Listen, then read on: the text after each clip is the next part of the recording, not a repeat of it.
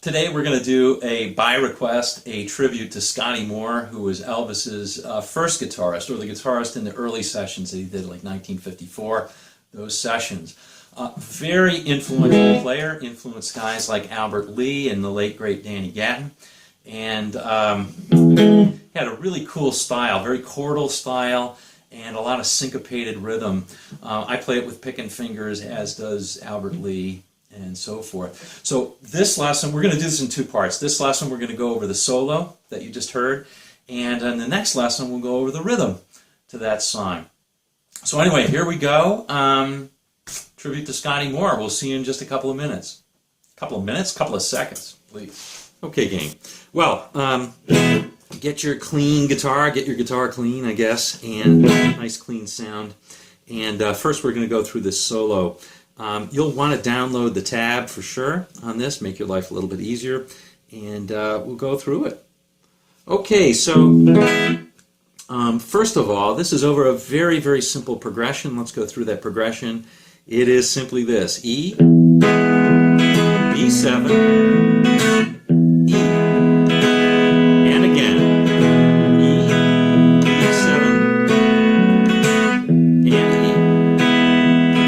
Now an A, back to E,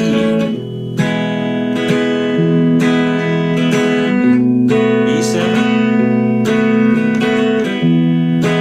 E. Very, very simple progression, similar to like Bad Moon on the Rise, if you're familiar with that from CCR. Same thing. Okay, it may not be an E, but this one happens to be. All right. So now let's go over the solo. I'm going to play it slowly. As is very typical of a lot of solos from back then, they're not really scale-based. They are chord-based. Here's what was played, as far as I can tell, is the following. Oops, let's try that again.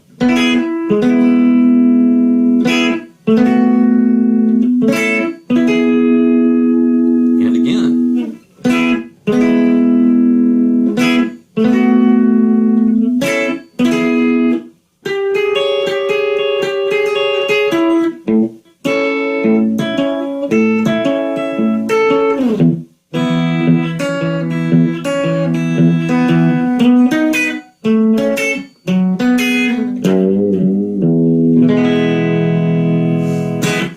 Forgot that little last note. Cool as it is.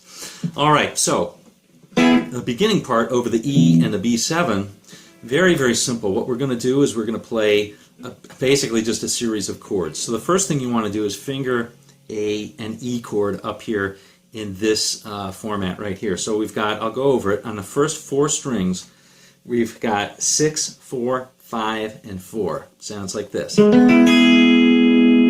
Okay, and the lick is simply playing the first three strings, and then the 4, 3, and 2 strings. Okay, so it sounds like this. Okay, then you play the first three strings of that same chord again, and then you play this, which is a B7 chord. And that is a little bit of a stretch, but you're going to play on the 4, 3, and 2 strings. You're going to play 7, 4, and 7. Okay, now if you can't play that, just play 7, 8, and 7. It sounds fine. Okay, so that's an alternative if you have trouble fingering that. Okay, then we're going to play, and that's simply an A chord, but you're just playing the first four strings. Okay, so 7, 6, 5, 5 on the first four strings. And then the last one is just 9, 9, 9 on the 4, 3, 2 strings. Okay, here's the whole thing. We're going to play it twice.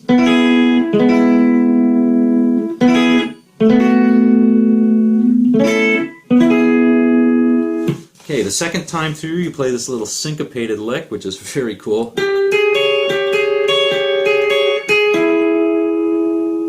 Okay, that's just on the first 3 strings. We're going to play 12-9-9, 12-9-9, 12-9-9 3 times. And then we're just going to come down on the second and third strings on 9-9. Here it is again, very slowly.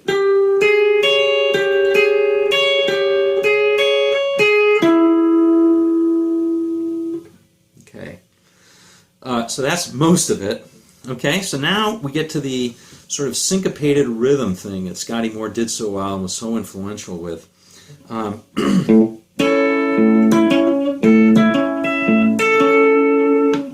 now I'm playing it with picking fingers. I don't know whether he did fingerstyle or picking fingers. In any event, I've seen Albert Lee do it picking fingers, this kind of stuff. Danny Gatton, the late great Danny Gatton, did it that way, and many players do. So, we're going to do it that way. We're going to be playing, this is over the A chord, so we're going to play an A triad up here. So that is, I'm fingering, the 5th string is open, 4th string is on the 11th, 3rd string is on the 9th, and the 2nd string is on the 10th. Okay, and I'm playing the bass, I'm simply playing like this on the 5th and 4th string over and over.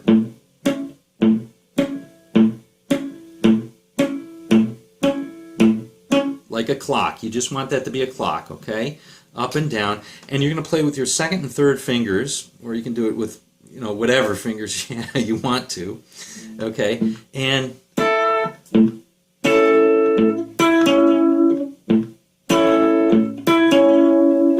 okay, you hear how that works? So I'm playing,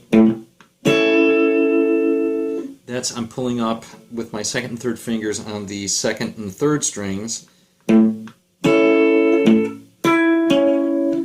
Picking with my 2nd finger on the 3rd string on that one, and the pick on the 4th. But if you get that up and down with the pick, it sort of all starts to flow naturally after a while. So again, just slowly, this is how it sounds.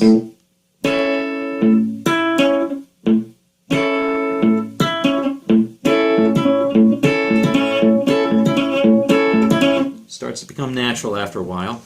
Okay, the last one uses the 12th on the 1st string, so it goes like this.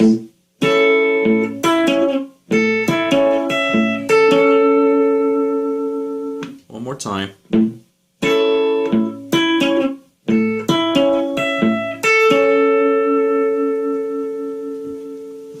Okay, now we're going to come down in E and play that same syncopated rhythm.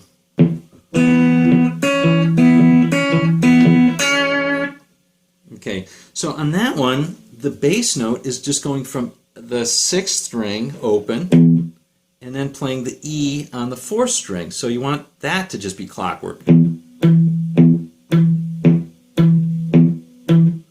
Okay, and on the top notes we're playing an open E, and then we're playing the 2nd fret on the 2nd string, which is a C sharp.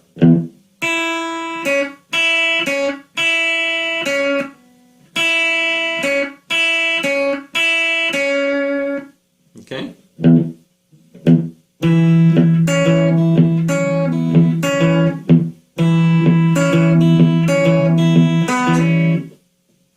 Okay. The last lick, which I think is probably the coolest.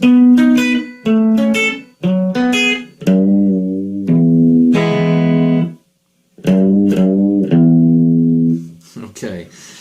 Is the following. We're outlining a B7th chord here. 4, 3, and then the 1st string.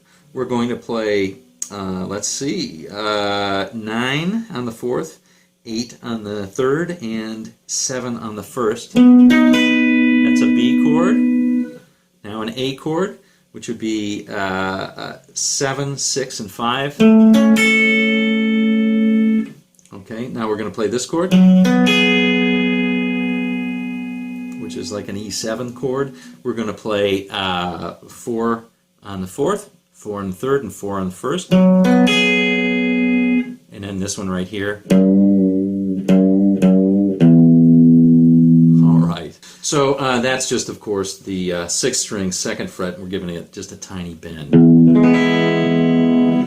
And that's it for the solo, gang. Hope you enjoyed this one, and we'll see you on down the road. Bye-bye.